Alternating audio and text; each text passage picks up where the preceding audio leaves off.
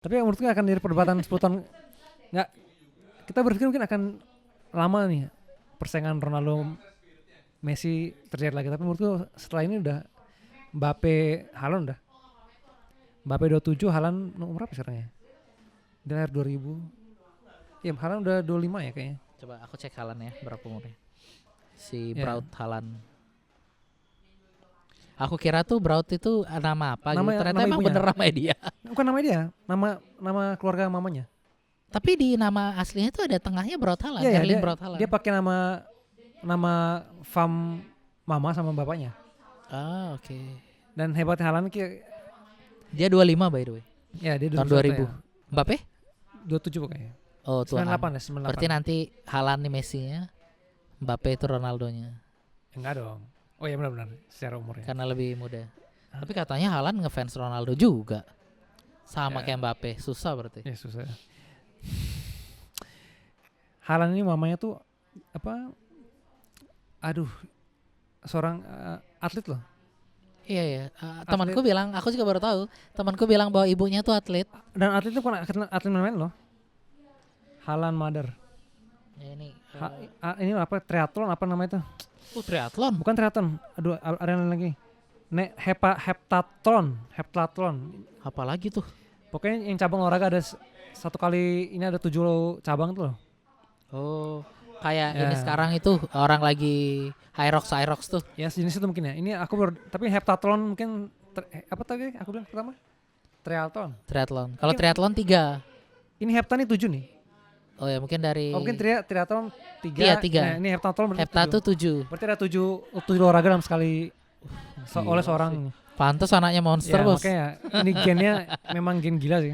Gian ngawur. Brazil, Norwegia. Matchnya. Ya.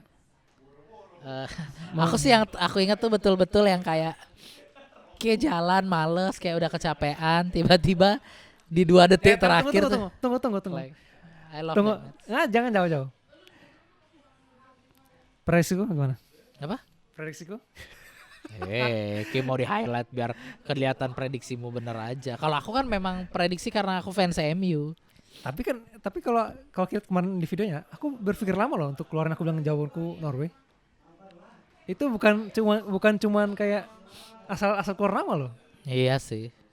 Cang udah berpikir karena Cang hitung-hitung defense-nya Brazil ini how juga loh, nggak terlalu. Tapi katanya ini kalau karena kita Tengahnya udah ngebahas enggak juga. Norwegia ya, ini di luar lapangan ya. Katanya cocok loginya, konspirasinya, tim yang bisa ngalahin tim yang ngalahin Jepang itu pasti juara dunia. Norwegia. Ya, jadi waktu itu Jepang dikalahin Kroasia dikalahin sama Prancis, Argentina yang juara dunia. Terus kemudian ada tadi dibahas, aduh, Yeah. udah aku. Pokoknya ini ada konspirasinya tuh. Ini Jepang dikalahkan Turki dikalahkan Brasil yang juara dunia 2002. 2010 Jepang dikalahkan Paraguay. Nah Paraguaynya dikalahin Spanyolnya yang juara dunia.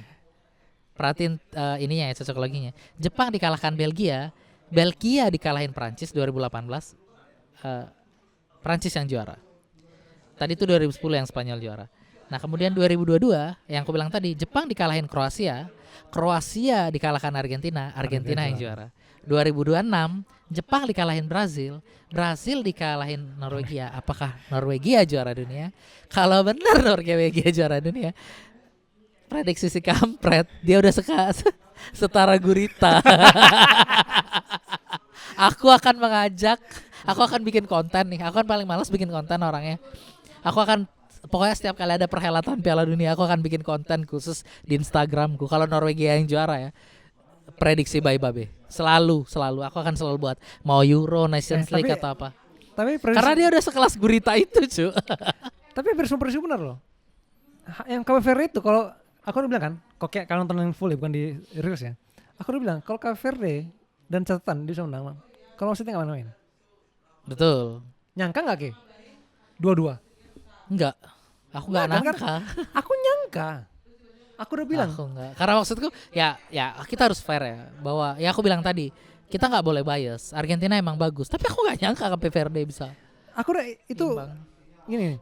Cape Verde tuh bertanya bagus loh. Itu udah teruji. Dan aku udah pernah bilang kan kalau kita bahas yang Cape Verde lawan apa tuh. Aku bilang counter attack Cape Verde nggak main-main loh.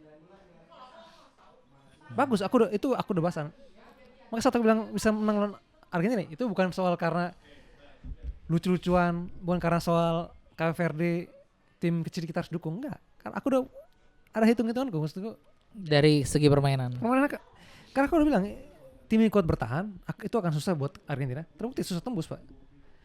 Dan aku bilang kan, cara main Argentina sama 2018 sama kayak Barcelona juga. Defense mereka jelek. Kok bisa kayak mesti bisa 2 gol. Karena Ki punya 3 orang pemain yang bisa counter dengan cepat, dengan baik. Tembus itu Pak, Argentina gampang sekali. Walaupun Ki bukan Prancis ya. Maka gue bilang, 2 golnya Cape Verde itu bukan jatuh dari langit. Pure itu. Tapi kalau Norway ini menurut lu gimana mainnya? Golnya jatuh dari langit gak? Norway ya? nggak bisa dibilang jatuh dari langit, tapi menurutku memang awal-awal matchnya cukup membosankan ya. Awal-awal sebelum udah mulai ngegol gitu.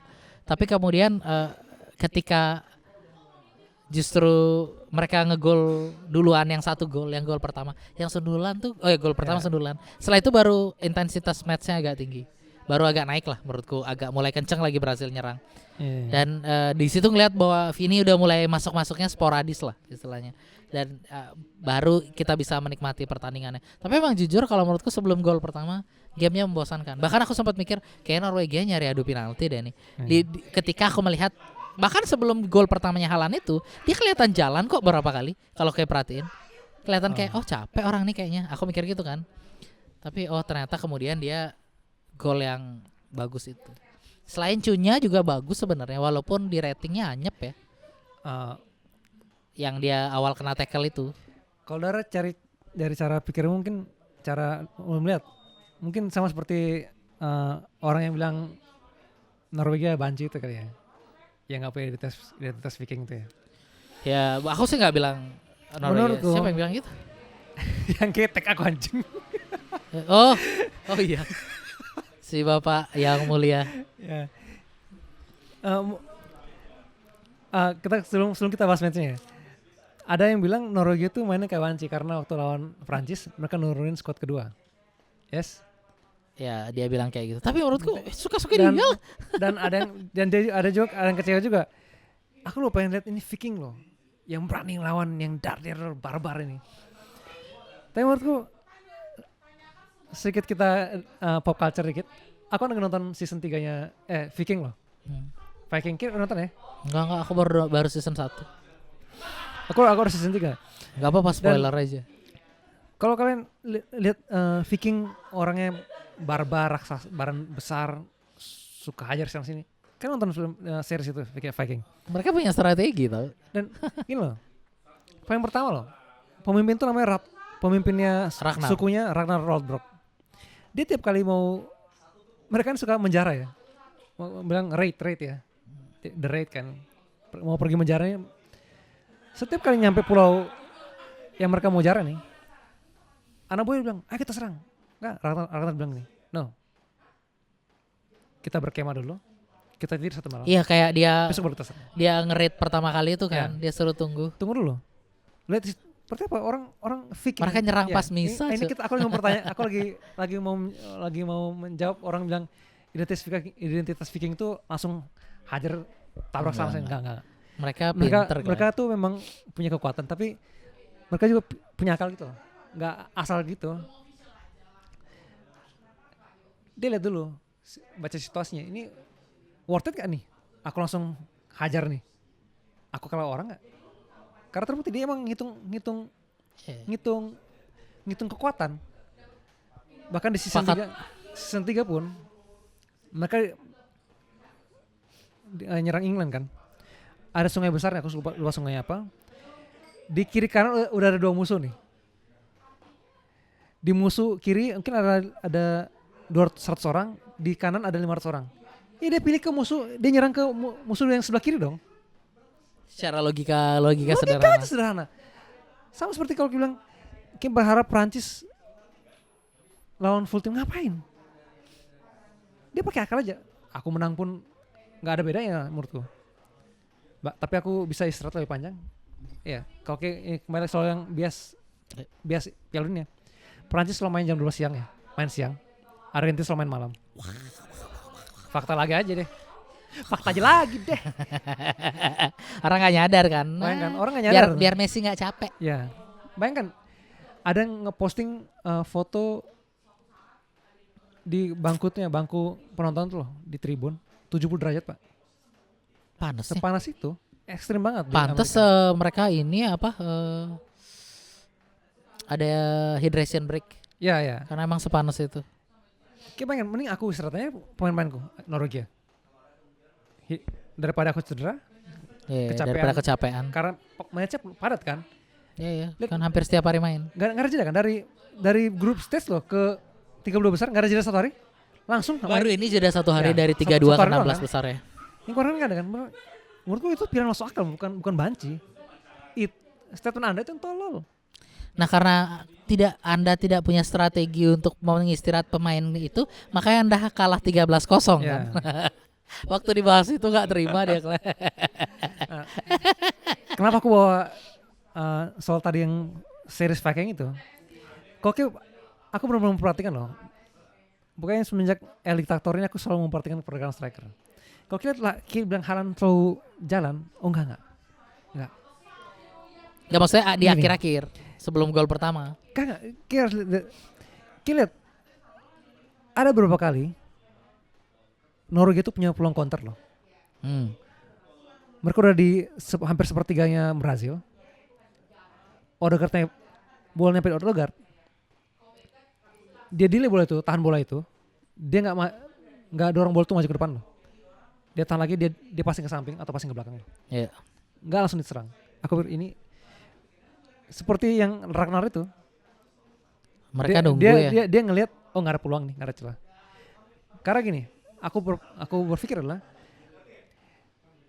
kenapa mereka nggak langsung counter habis-habisan udah? Karena mereka tahu kalau ini sekali nggak ada peluang nyala gol, dia dikena counter sama Vini selesai Pak. Kemarin kalau kalian lihat,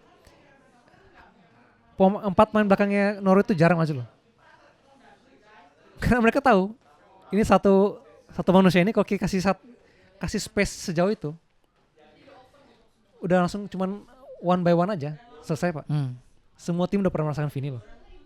Vini di flank kiri, kayak ngasih jarak dari half space, dari tengah kayak kasih ruang sebanyak itu selesai kayak. Odegaard itu udah berapa kali lihat Odegaard kayak gitu loh. Akhirnya dibolehin main di belakang itu. Itu enggak. Tapi bukan berarti dia enggak punya dia enggak berhenti serang, dia berhenti menyerang. Enggak.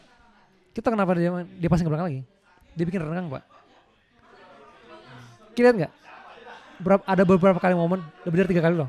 Kipernya langsung long ball ke Haaland. Dan itu tepat. Itu tepat setelah mereka mengurungkan niat untuk counter loh. Mereka delay bola lagi, passing lagi. Saat udah terenggang nih. Sisa Haaland sama 2 back. Dari kiper langsung ke depan loh. Dan kita kalau nanti teman mungkin nonton lagi. Dan itu berapa kali loh? Haaland selalu menang duel. Iya, lawan 2 back itu. Tapi yang sampai terbanting terpongkeng itu. Sepanjang musim digituin, di Piala Dunia digituin, malu gak sih? Sedih banget. Dan yang memang gol yang akhirnya golnya kan dari crossing dan shooting dari luar, tapi orang nggak lihat itu. Proses mereka mereka nggak mengambil resiko. Maka bilang tadi lagi ke Ragnar tadi ya, series Viking, kayak mereka perhitungan nggak mengambil resiko. Sangat sistematis berarti cara main Norwegia. Jadi biarpun nanti Haaland duelan satu sama backnya dia kalah, at least Vini nggak punya peluang counter. Karena back sama tengah mereka udah masih di belakang, masih di area mereka, akan susah itu. itu kenapa menurutku akhirnya Brazil nggak punya peluang sama sekali. Cara mereka ngeredam itu. Wait and see aja udah.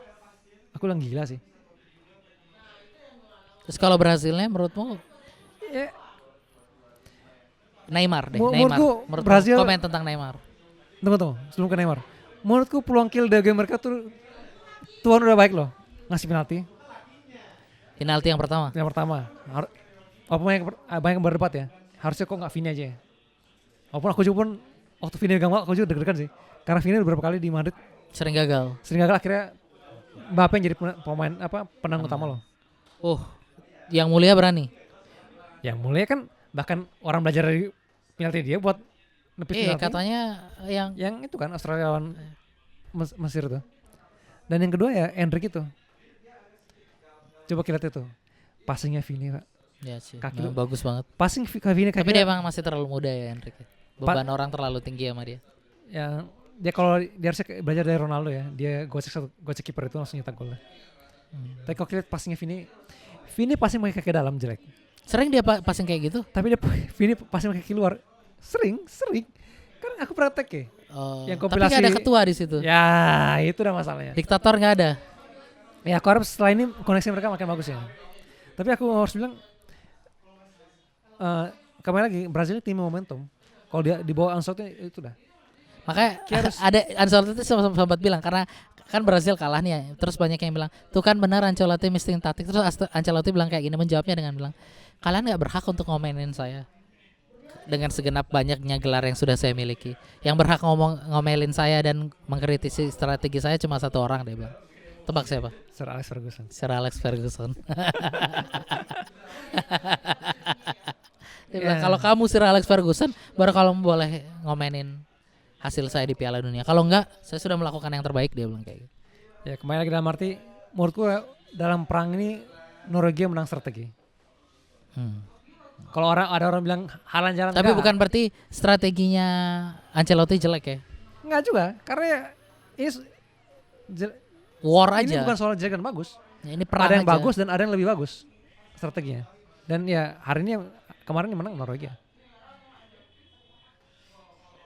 Ya tapi ya golnya Norwegia aku harus bilang memang istimewa Haaland. Gol pertamanya itu menunjukkan kualitas seorang Ya dia boleh berjalan 90 menit. asli. Tapi ketika dia hanya butuh satu kali peluang. Dan menurutku kalau orang cuma ngeliat dia jalan kaki dan bisa nyetak gol, oh salah besar. Akhirnya terakhir aku bahas itu loh. Sepanjang match justru dia tuh udah berapa kali loh ngobrak-ngabrik pertahanan Brazil sendiri lawan 2 back, Pak. Marquinhos lawan sama Gabriel, Pak. Bukan break sembarangan Ya, ini. bukan sembarangan nih. Marquinhos, Gabriel, Pak.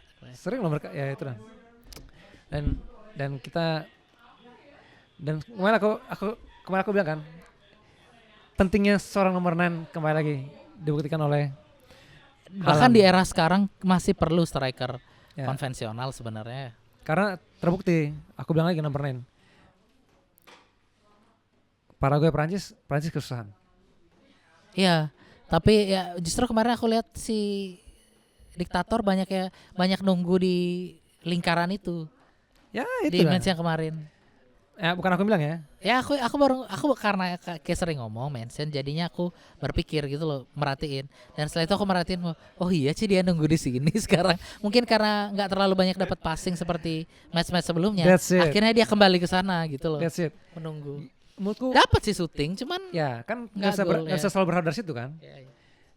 Menurutku satu titik jelek yang Mbappe aku kesel tuh saat dia nggak bisa dapat bola, dia bukan berimprove di area dia, tapi dia mencari tempat lain, dia ngisi teman-teman pos teman depannya untuk dia nyetak gol di situ. Akhirnya mungkin bagi dia works, tapi teman-temannya akan kesusahan untuk menyesuaikan dia. Bersyukur di Prancis kalau match sebelumnya kan mungkin defense-nya nggak terlalu bagus.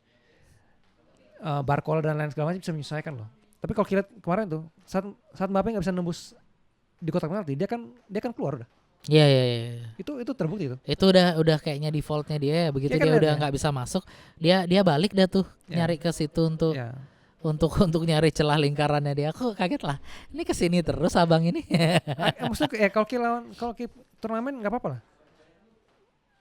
orang kan susah antisipasi kan. Orang Iya. orang belum terbiasa. Tapi kalau kayak di liga, Sepanjang musim kayak musim gitu, orang udah tahu. Udah tahu. Makanya kesusahan. Makanya aku bilang bagi Ki ya 1-2 kali akan gampang lah nyetak gol. Karena terbukti ya, Mbappe paruh musim pertama subur nih. Musim kemarin ya. Sebelum paruh musim pertama tuh dia subur loh. Tapi setelah paruh musim kedua orang udah kebaca mainnya dia di situ terus. Maka aku bilang pas yang Mbappe cedera dia nggak main 5 kali itu, Maret 5 kali menang beruntun dan menangnya dengan meyakinkan. Makanya itu aku bilang ini bukan soal Mbappe jelek, tapi dia mau nggak bisa nggak adaptasi jadi seorang nomor 9 karena udah Vini di kiri.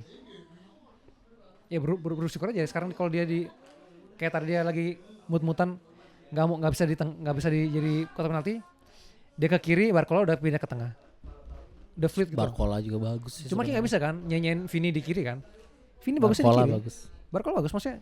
Ya akhirnya ya kembali lagi ini surplus pemain mewah Pak masuk ya ternyata akhirnya membenarkan apa yang aku bilang kan, walaupun Paraguay mainnya orang bilang dirty football ya, maksudnya memang jelek banget cara main mereka, semua orang ditendang-tendang, tapi maksudku bahwa itu membuktikan bahwa mereka ya memang salah satu tim dengan defense terbaik gitu loh.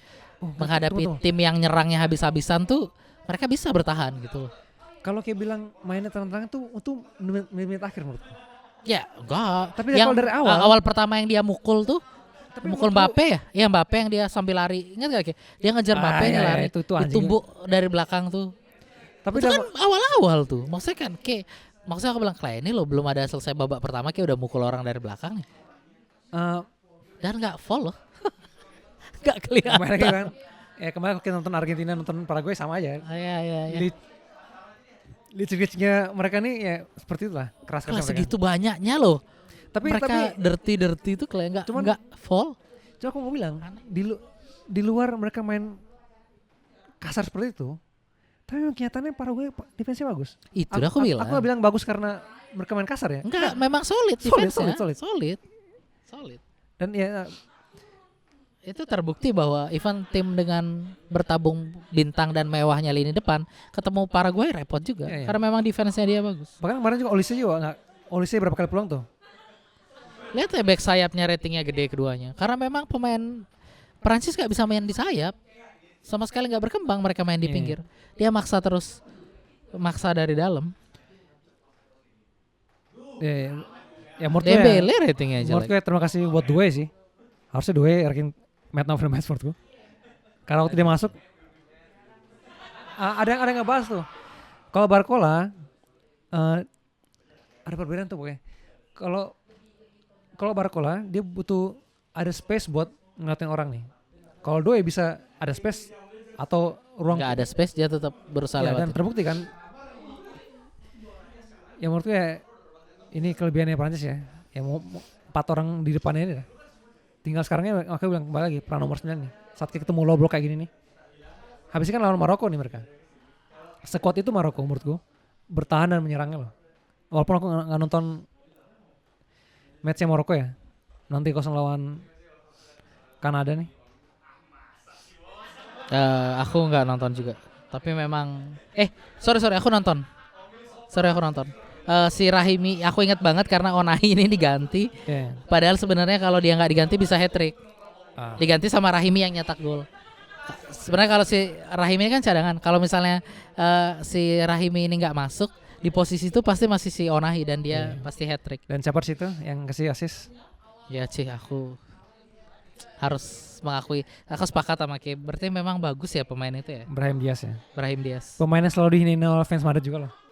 2 assist dia bos. Dia masuk loh dia dari kanan terus passingnya nyebrang. Dapat sih ke Onahi yang masuk ke babak kedua ini. Dia ini sebenarnya bukan winger murni loh. Tapi karena kemarin di Madrid tuh sempat di zamannya Sabi itu sering mencari formasi loh. Akhirnya bahkan dia pun gak jarang main di zamannya Sabi. Akhirnya pas di zamannya Arbeloa baru agak saat Lord gak ada, El Dictador gak ada, dia dipasang di posisi yang bagus banget. Ya itu aku bilang. Kalau jembatannya udah dia antara midfield sama striker. Maka bilang aku gak akan kaget kalau dia assist. Karena emang sebagus itu ya. Posisinya kayak aku bilang gandangnya Norwegia si Patrick Borg tuh. Ya, jembatan. Aku selalu bilang dia jembatan nih. Maka kemarin Vini works, Lanang works. Pas dia main Valere berapa gol tuh? Valverde. Hat-trick lawan City, Pak. Ya salah satunya karena Bryan Bias. Dia di belakangnya Valverde. Enggak. Mainnya agak Formasi itu 4-4-2. sejajar. Oh. 4-4-2 dia Bryan sama Vini loh. Tapi ya dia kayak false nine lah. Ya. Akhirnya dia cuma jadi jembatan. Dia decoy lah di tengah. Orang kira dia strikernya, enggak. Nilai plusnya juga selain dia jadi jembatan buat nyerang, dia bantu defense bagus. Ya Kalau track back-nya bagus. Kan di kanan kan tren nih yang punya masalah jago banget bertahan nih. Ya salah satunya Dalot juga. Brahimin yang bantu cover ini sama Thiago Pitars yang nggak dipanggil timnas ini. Timnas mana? Timnas Spanyol. Oh iya, Dan kan pemain ya, Madrid. Dan ya kami udah punya satu pemain Madrid di timnas ya, Cucurella. Itu karena dia baru dibeli setelah dia udah dipanggil. Coba sebelum nggak dipanggil itu, cari back kiri lain. Aku mikir ini kayak Perez beli buat biar ada aja Madrid di timnas. Ya, asli. Nah itu aku bilang. Selain Bono juga bagus Ya banget Bono keren banget sih. Bono being Bono no. Aku bilang, kok bisa dia cuma main di Al Hilal loh. Asli lah dengan Ini kualitas levelnya harusnya main dia lebih bagus dari di Eropa Onana sih. bos. Iya, harusnya main di Eropa sih menurutku ini. Dan ya Bryan Diaz menurutku ya keren banget ya. Dan sayang banget nih Saibari cedera ya. Aku harap sih dia. Iya loh, padahal dia striker andalannya kan Saibari ini. Dan ini menurutku akan besok kan Prancis ketemu Maroko nih. Dan kembali lagi kemarin Paraguay itu cuma minus Almiron doang yang lari loh. Saat counter attack ya. Itu pun hampir kewalahan. Kencang juga. Tapi ya untung yang ngejar adalah Upamecano. Ya, dan Saliba ya. Tapi menurutku ya selain itu ya 1 lawan 2 ini ya.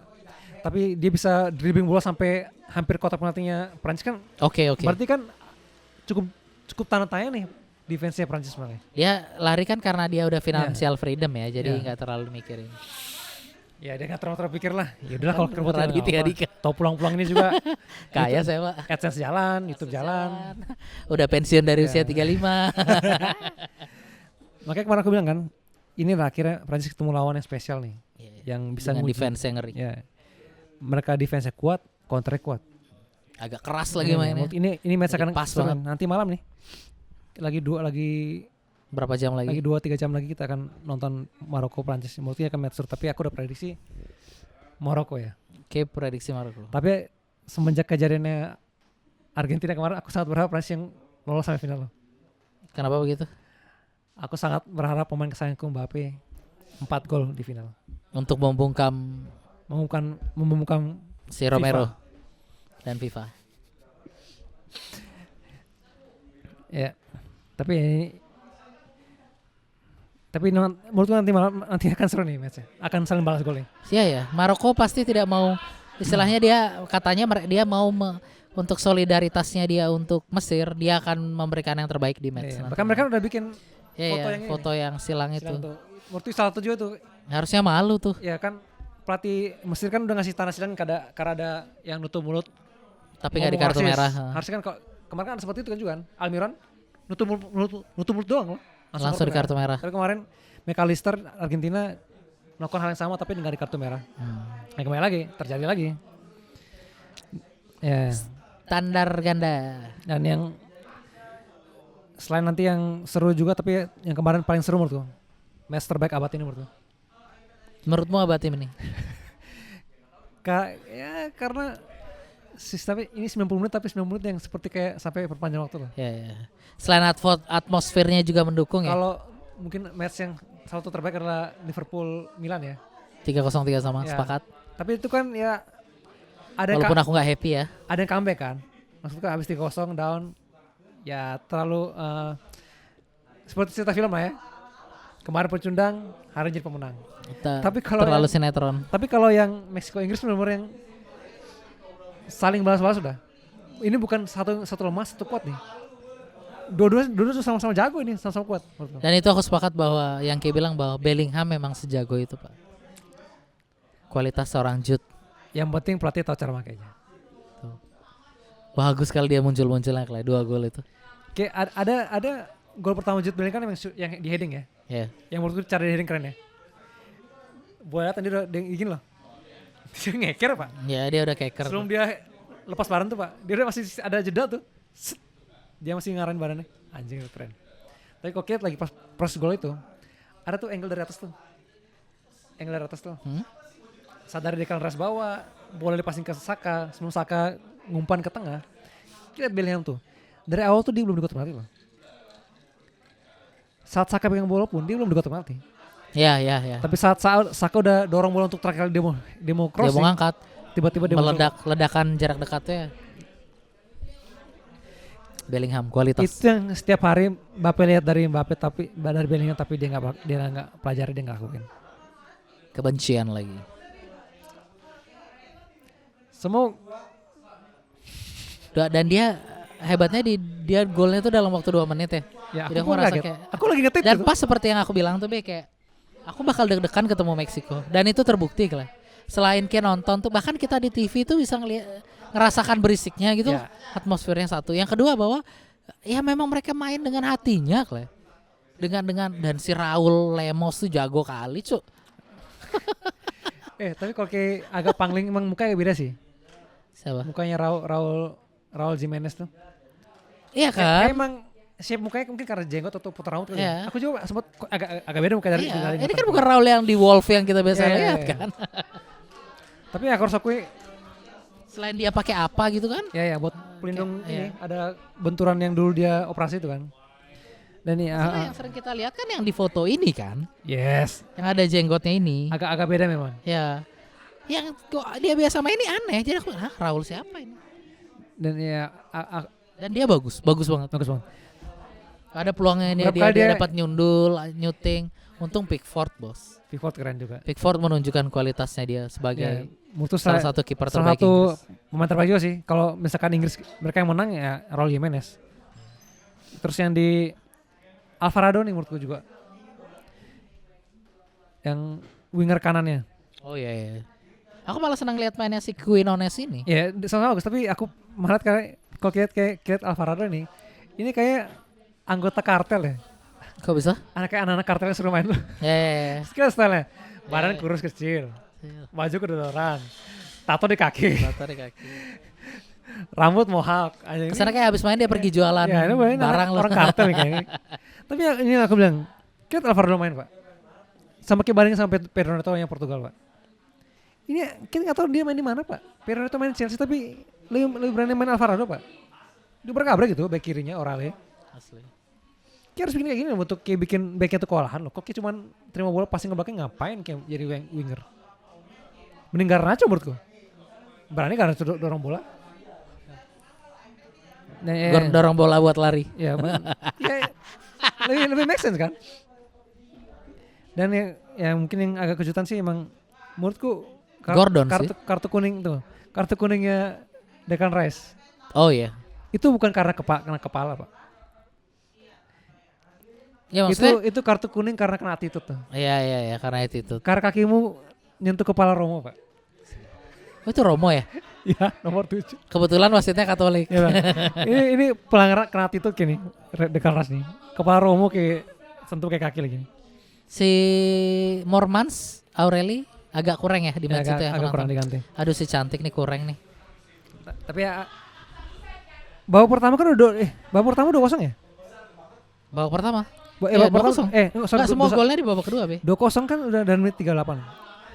Menurut hebatnya match ini biasanya kan habis udah mau menit 40 ke atas kan tempo down, Iya. pelan-pelan mulai nurun. Tapi ini enggak, Pak.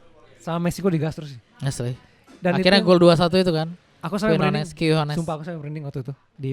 Karena babak pertama loh. Kayak merinding bayangin aku fans Inggris. Ya.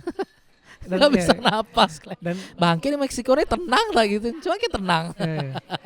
dan kayak gimana ya, kayak nonton dengan nggak tahu nih hasilnya siapa yang menang loh. Dan ya orang-orang yang nonton Meksiko Inggris sih kalian Rugi melewatkan.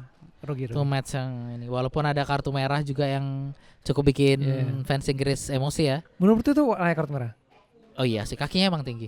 Tapi- Walaupun mengenai bola dulu. Menurutku itu nggak sengaja. Karena kena bola jadi kakinya naik. Tapi cuman emang untung kakinya nggak pas. Kena telak ya. Tapi Ya, kita Tembok, tahu ya. itu bola kakinya tinggi lah. Aturan jelas kok itu. Walaupun itu karena bolanya yang bikin kaki naik. Ya still, Menurutku sih kartu kuning ya. Karena itu bukan yang disengaja loh. ya nggak tahu ya. Bola mengubah arah kakinya loh. Kan gitu juga waktu Simeone sama Beckham Aku lupa yang gitu mana. 98. Iya, tapi lupa. Yang di tackle lupa keras prosesnya. kan, tapi kemudian Lupa prosesnya. refleks udah fall nih, udah di tip fall, refleks Beckham nendang gitu. Nggak kena, cuman menurut wasit ya kayak berusaha mencederai Simeone, langsung kartu merah. Ya, tapi Dan itu memang kan, setelah itu kan itu kan emang berniat. Tapi kalau yang ya maksudnya ya Kuansanya debatable enggak. kan, maksudnya kayak jangan langsung dikasih merah harusnya gitu loh, karena nggak kena anyway, Iya. kayak ngancem gitu doang gitu. Tapi Makin ya, benci kan fans Inggris sama fans Inggris sama Argentina gitu pak. dan yang di match ini menurutku juga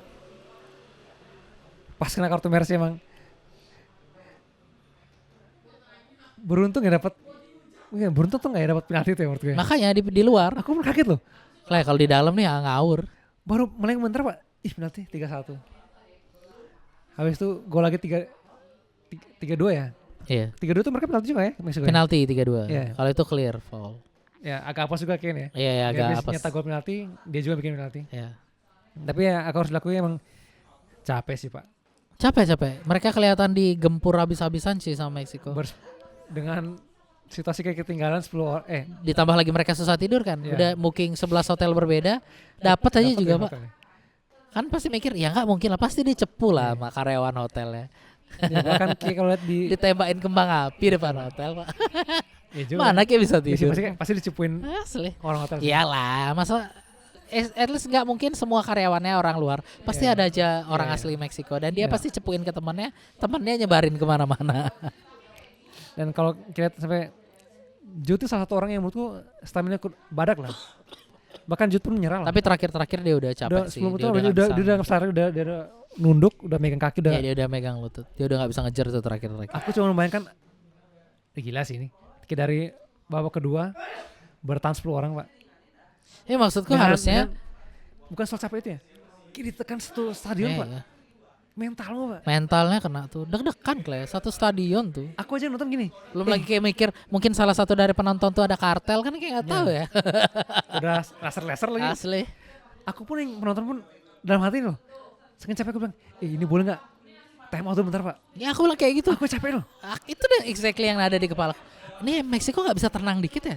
Kasih napas Kle. Aku yang nonton nggak bisa napas. Terus ya kayak nyerang nih sabar nih. Dan secara tim keren sih Meksiko secara tim. Yang kocak sih Kompak, mantan ya fight bareng. selain itu fight bareng menurutku yang kocak juga mantan kapten Liverpool.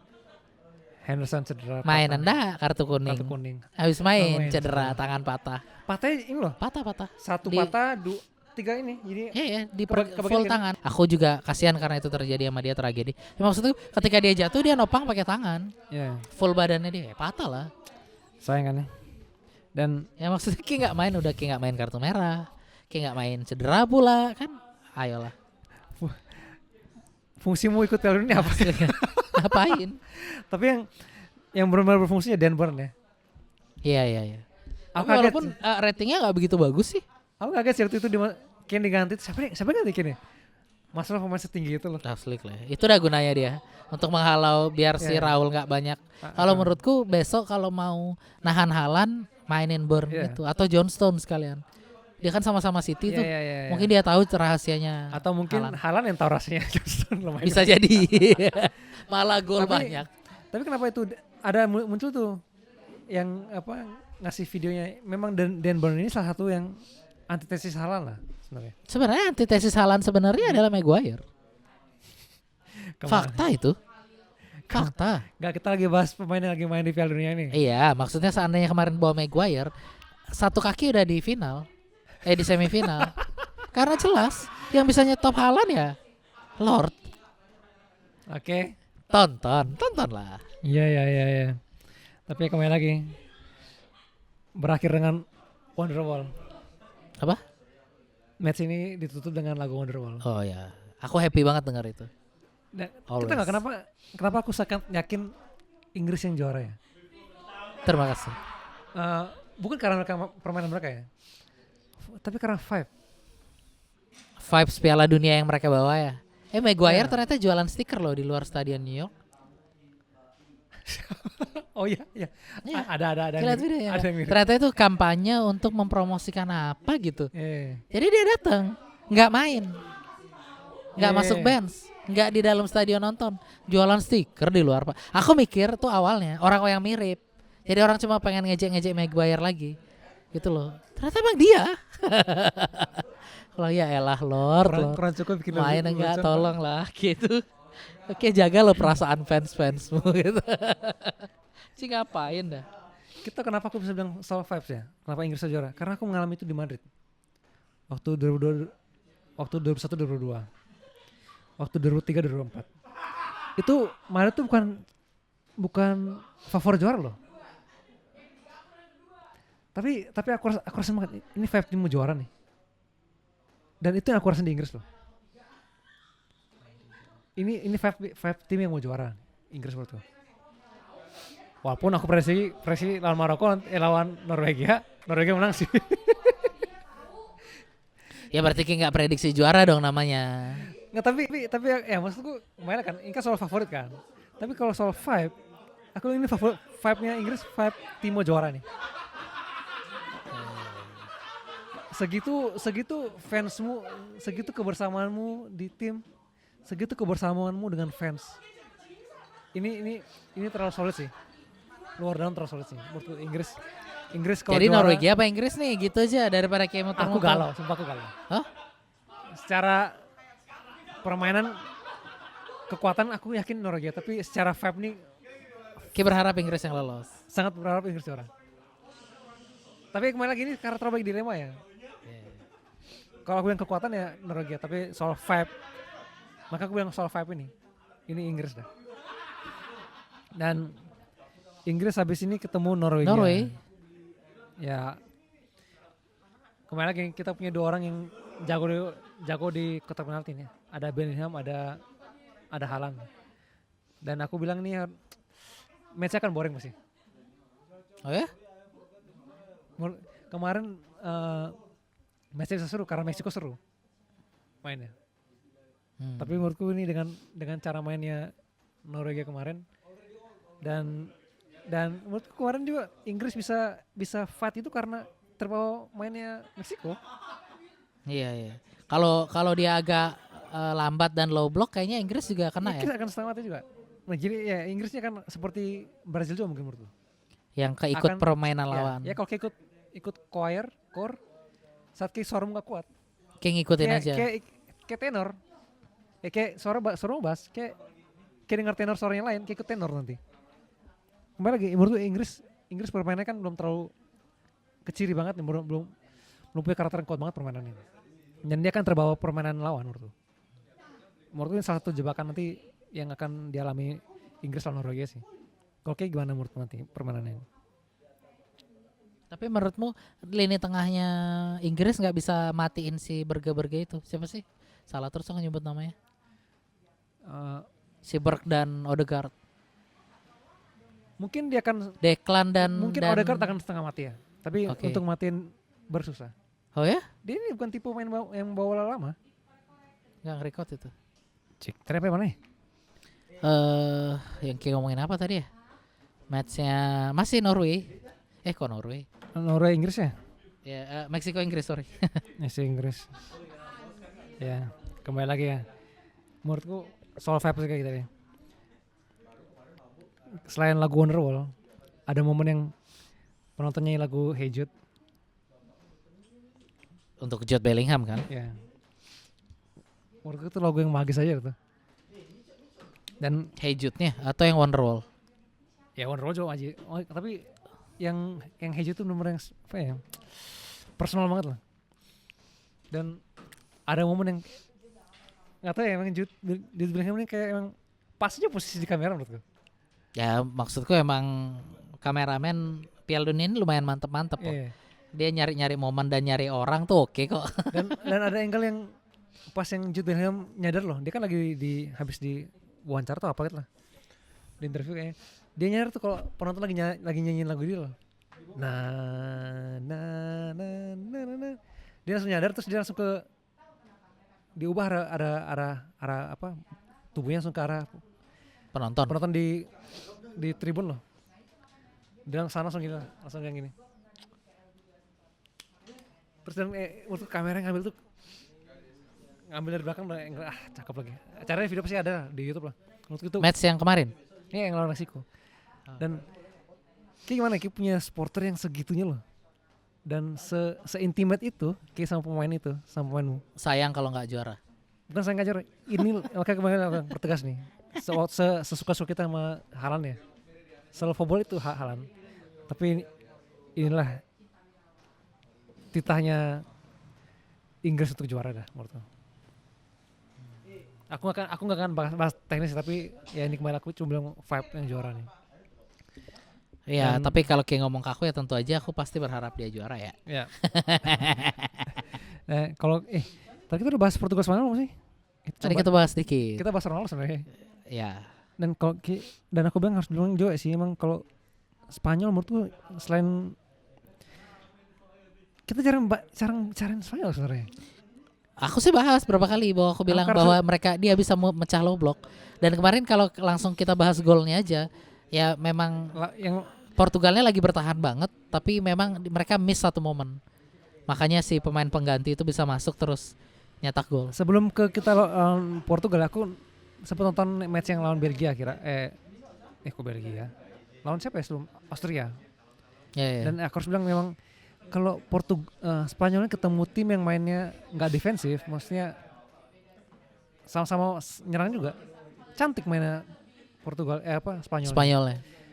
Mereka kombinasinya bagus, build up serangannya bagus, second line-nya bagus. Ya. Menurutku kita terlalu aku pribadi ya terlalu meminggirkan Spanyol untuk dibahas loh. Kak, selain aku jarang nonton Spanyol ya. Tapi menurutku ya salah satu tim yang komplit juga. Spanyol ini nggak bisa kayak pungkiri bahwa Iya. memang dia bagus. memang bagus. Kalau aku bilang kemarin Walaupun gak ada pemain Madridnya. ya memang harus kita bilang bagus. Nggak, Tapi emang si Olmo itu yang bagus sih. bagus. Kayak harus lihat ya makanya tipe juga mirip sama kayak Argentina sebenarnya. Cuman ya Argentina ada plus tambahannya Messi aja. Ya aku harus bilang juga Yamal kurang kelihatan. Iya, Tapi dari segi maturity kayak setelah sensasi tahun lalu dia dengan segala macamnya itu tahun ini menurutku dia lebih kalem Iya. dan aku harus Gak terlalu petakilan dia. ya nggak kelihatan tengil lah. Dan gesturnya waktu Pulit yang lawan Portugal habis pertandingan dia nyari Ronaldo, meluk Ronaldo anjir. Thank you. Iya, justru dia menunjukkan kedewasaannya. Iya. Dan anjir kan. Walaupun harusnya ini jadi panggungnya Yamal ya, harusnya. Tahun Iya, ini. iya. Cuman Tapi sayang banget. tertutup karena masih ada 2 GOAT yang bertarung. Ya mau kita mau bilang Harusnya gimana lagi? panggungnya Yamal, Mbappe dan Haaland ini. Iya, tapi tahun ini ya bukan tertutup ya. Semua diasi 7 gol Haaland, Mbappe, Messi, Pak. Iya. Bahkan sekarang Messi udah 8 ya. Akhirnya dengan gol-gol itu ya bahkan ya, kita harus bilang juga aku pasti berharap banget Yamal karena aku salah satu orang yang sangat memuji penampilan Yamal waktu mereka juara Euro loh. Iya, sebagus itu ya. Sebagus itu sih emang. Aku bilang kayak keren. Tapi ya, Dek, tahun ini kayak agak semoga kayak ada momen lah untuk kayak gue bersinar loh. Iya, iya. Biar kayak nggak cuma jadi center kecil sini. Bisa jadi center besar. ya. Siapa namanya? Oke deh. Oke, tanya terus siapa namanya. Dan ya, Biar ke mention aja. dan Biar jadi center besar dia. dan ya lawan Portugal sih aku aku nonton udah mulai habis babak pertama hampir selesai. Dan juga ngantuk sih nontonnya. Iya, memang Selain- matchnya membosankan. Setelah aku emang ngantuk, ditambah lagi matchnya boring banget sih sumpah. Tapi kemarin aku bilang karena Portugal yang main tanpa semangat kan. Makanya kalau lihat pas habis pertandingan ya seperti orang habis main friendly aja. Tidak ada penyesalan, tidak ada emosi, tidak ada tangis, tidak ada kemarahan. Kok bisa aku kalah? Flat aja dah. Kayak orang habis friendly match, Pak. Kita nonton Kolombia habis mereka kalah. Nangis semua, Pak. Karena mereka seberjuang itu loh. Saat hasilnya mereka kalah, mereka merasa dihianati prosesnya lah. Kerja keras mereka mereka dihianati oleh hasil lah. Segitu rasanya orang berjuang dan segitu efeknya kalau orang kalah karena hasil perjuangannya nggak maksimal. Dan itu terlihat dari skuad Portugal loh. Habis kalah itu biasa-biasa aja. Ya aku mau bilang ya Spanyol yang kemarin lagi. Spanyol yang waktu juara Piala Dunia nggak perlu banyak gol pak. Iya. Tapi Satu- efektif mereka menang. Merino baru masuk gitu. Iya dia baru masuk banget itu. Kemudian backnya Portugal hilang konsen kalau menurutku. Nggak, bukan hilang konsen, bukan backnya. Bruno terlalu banyak bacot situ.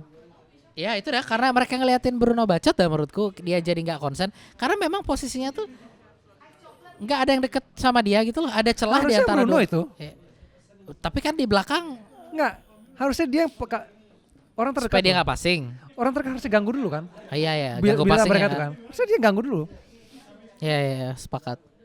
Walaupun setelah itu dia passing si Diaz sudah nggak Iya. fokus kalau menurutku. Diaz dan Cancelo itu di antara mereka Cancelo. Back terakhir itu kan harus maju terpaksa. Iya. Karena nggak ada gelandang nutupin itu kan. Betul. Akhirnya Diaz yang maju kan. akhirnya dia terobosan yang nggak ada yang cover, Iya. nggak ada yang jaga kosong. si Merino. Ya. Kembali lagi Bruno. Kacau sumpah. Aku aja kesel sama Valverde. Harusnya kayak juga sama Bruno. Enggak, aku memang bilang aku tidak happy dengan permainan Dan aku dia bilang gitu. kalau kayak aku juga. Valverde kapten kalau mau jual aja untuk tahun ini. Iya. Tapi kalau aku nggak bisa ngomong kayak gitu sih. Kayak Madrid bos. Itu saya takut sih. Aku saya fans MU. Saya nggak bisa bilang jual Bruno. Siapa? Siapa lagi gantinya? Jual Bruno peringkat 13 lagi. Siapa yang mau main ke tim Yang ini? gendong cuma dia. Tidak bisa kami jual. Jual Bruno. Tidak bisa. Terus, Saya tetap harus. Bias. Tidak apa-apa ya. Bias, Tidak bias. apa-apa, ya, tidak apa-apa. Jelek ya jelek. Tapi Cium ntar kaki balik ke terus. MU jangan ya. Habis ini Spanyol ketemu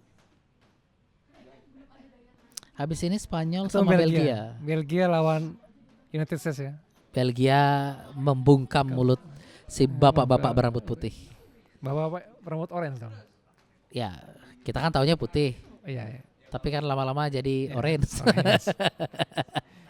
Ini aku Padahal ratingnya si pemain yang dia upayakan untuk tetap main juga jelek banget ratingnya kalau kita lihat. Cuma 5,9. Walaupun rating terparahnya 3 di belakang ya. Back to si Richard and Ram sama Fritz. Ini udah aku bilang memang si Amerika ini belum ketemu tantangan tim-tim hebat gitu loh. Ya karena ini terbukti begitu ketemu tim sekelas Belgia ya. Hancur gitu. aku HP-ku aku sambil kerja sih. Jadi mataku di laptop, HP-ku nyala ya. Jadi nggak terlalu nonton matchnya, tapi ya kalau lihat gol-golnya emang gol gampang banget ya. Ya si siapa ada Ketelere Aku sampai ini. sehari gak bisa nyebut namanya. De Ketelere. Ya 2 gol itu dia. Proses sama lagi ya? Ya. Prosesnya sama. Dari umpan dari arah yang sama. Prosesnya sama dan aneh banget. Makanya kan rating Richard sama Ream nih jelek banget karena mereka kebobolan 2 gol itu emang busuk aja defense-nya. Dan uniknya di Belgia dan di Amerika ada pemain namanya Tillman ya. Ya, cuman beda penulisan aja. Ya. Tielemans dan Tillman. Dan aku Gofar Tillman. ya. Aku agak kaget sih si si DK ini ya kita sebutnya. DK ini starter dan udah berapa gol ya di Piala Dunia ini?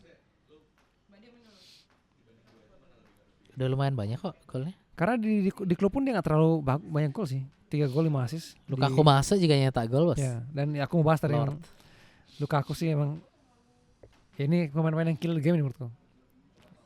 Mungkin skor 2-1 3-1 belum pasti menang nih. Dia masuk udah untuk memastikan kemenangan tuh. Dan udah kebukti ya, dia udah beberapa kali masuk dari cadangan. Dan nyetak gol. Ternyata gol. Ya, Enggak tahu udah berapa sih golnya dia nih. Dan Oke kalau juga. dan ada Dan kasihan De Bruyne masih belum main juga ya.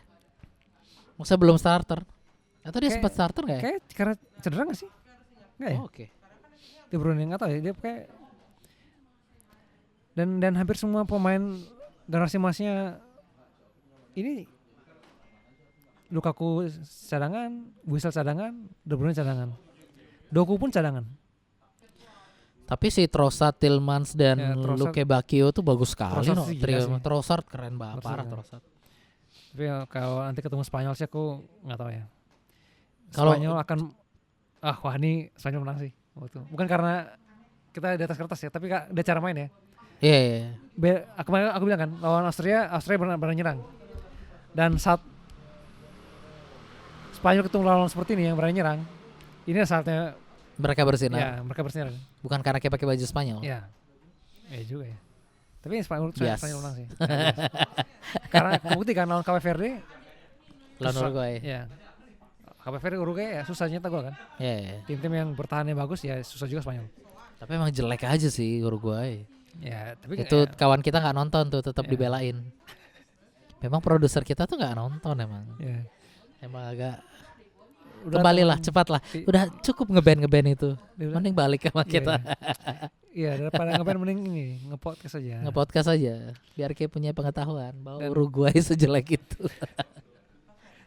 Jangan gitu Jangan digitu nah. Lu emang tim katro, emang kalau kayak nonton jelek mainnya tim bos. bongol. Jelek banget. Ya, Belgia. Aku nggak nonton nih Swiss Kolombia nih. Nonton tapi memang bosen. Serangannya jarang-jarang. Tapi memang kemampuan kedua, makanya yang di reward kan dua kiper itu. Dua-duanya bagus kiper itu. Siapa sih kipernya? Swiss Mereka Kobel. sama-sama dapat melakukan penyelamatan dua kiper. Kobel. Walaupun tetap juaranya ya si yang menang penalti. Menurutmu layak nggak Swiss lolos? Lalak Lalak. Lalak layak iya, tapi aku berharap tetap Kolombia. Kenapa? Karena menurutku counternya Argentina hanya sesama tim Amerika Latin. Ya, kalau aku mikir sih kalau aku pengen matchnya seru ya Argentina ketemu tim Amerika Latin. Iya. Bukan karena apa-apa ya. Tapi biar seru aja matchnya. Kalau Amerika Latin ketemu Amerika Latin itu baru seru. Ya dan ini ketemunya Swiss, Dan- aduh agak berat Dan ya. itu bukan soal kuat-kuatan, tapi memang tipikalnya Argentina Latin tuh seru. Ya dan menurutku ya Luis Diaz tuh mainnya bagus banget loh. Dan bisa dia ngacak-ngacak belakangnya Argentina. Wah, apalagi. Ya Luis Diaz sama James. Salah Sedih banget, makanya aku sedih banget. Salah yang udah nggak terlalu kencang aja seru ya kita counternya Mesir Pak. Apalagi Luis Diaz yang masih Ya. kenceng ya. Gila sih. Makanya aduh sayang banget. Ya nggak beruntung aja sih kalau menurut. Dan kalau kita lihat dari prediksi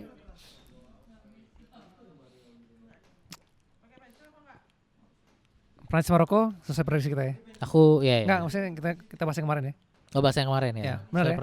Sesuai Prancis. Sesuai prediksi. Sesuai kita. Spanyol Prancis, Belgia. Maroko.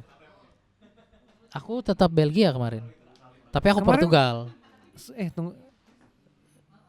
Aku kemarin prediksinya Portugal. Kayak Spanyol.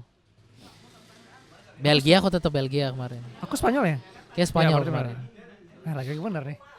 Iya. Inggris Norway saya resiko ya. Iya ya, saya prediksi. Ya walaupun aku tetap Inggris juga.